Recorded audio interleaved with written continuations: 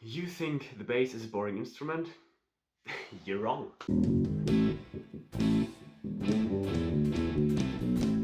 your hands, everybody, jump around.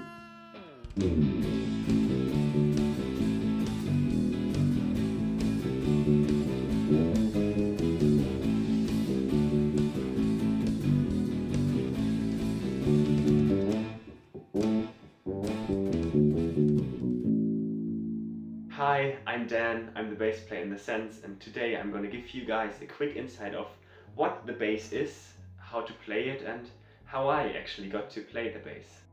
This is my bass Luna. I bought it when I first decided to play the bass.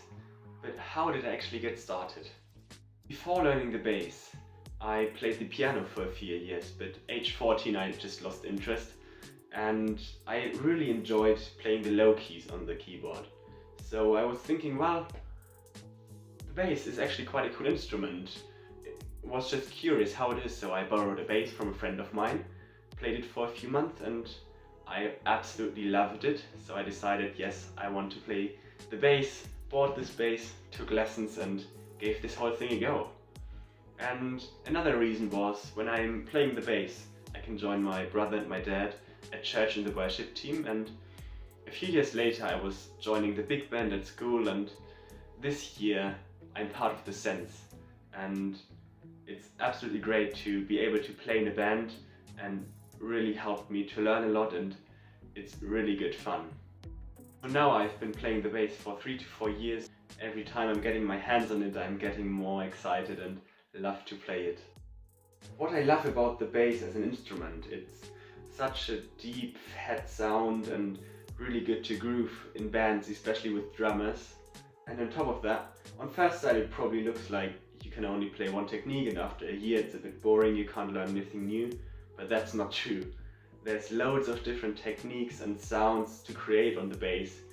It's just a whole new world, and you can't stop learning new things. Just to quickly mention the difference between a bass guitar and a regular guitar.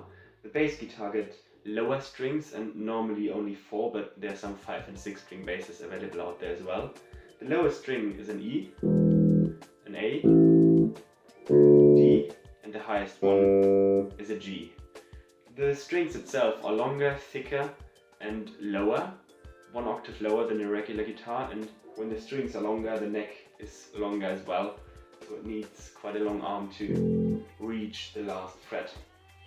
And we don't have a sound hole, and the body is massive and quite heavy, so how do we get a loud sound? The answer is the bass is an electric instrument.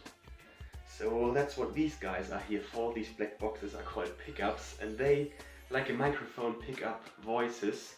The pickups pick up the swinging string, and then you need a lead and an amplifier to actually hear the sound. And without the pickups, you can play, but you can't even hear it. And when you switch on the pickups, you can hear the sound loud enough. So that's cool. That's what one of these controls are here for. One is to control the volume of the pickups. The middle one is to switch between these two pickups, because they create different sounds.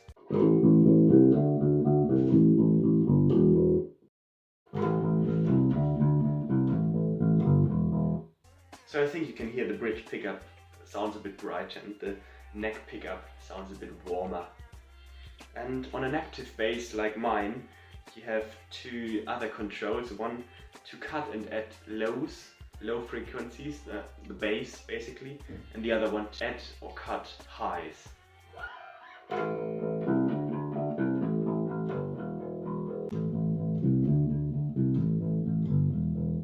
That's how the pickup works and all the controls.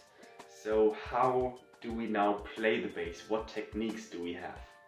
The main technique on the bass works with your index and middle finger, and you kind of walk on the string to create the sound and rest your thumb and your hand on one of the pickups or the low E string.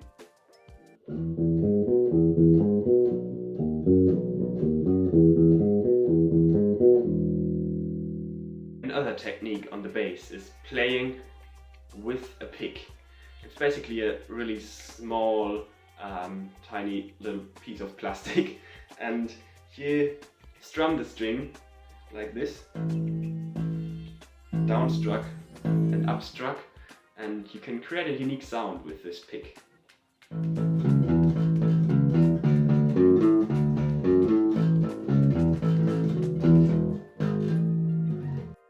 The probably coolest technique on the bass is the so-called slapping. You slap the string with your thumb and pop the higher string with your index finger. And it sounds like this.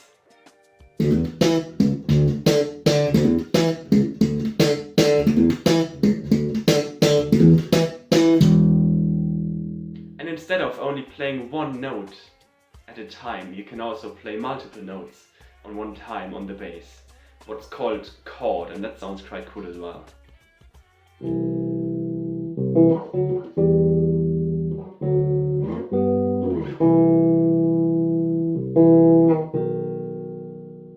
Yeah, these are the 4 main techniques I wanted to show you in this video. Obviously there are a lot more ways to play the bass and to create unique sounds, but I think the most common ones are walking bass, slapping, playing with the pick, and chords is not really a technique, but it's used quite often and sounds really good.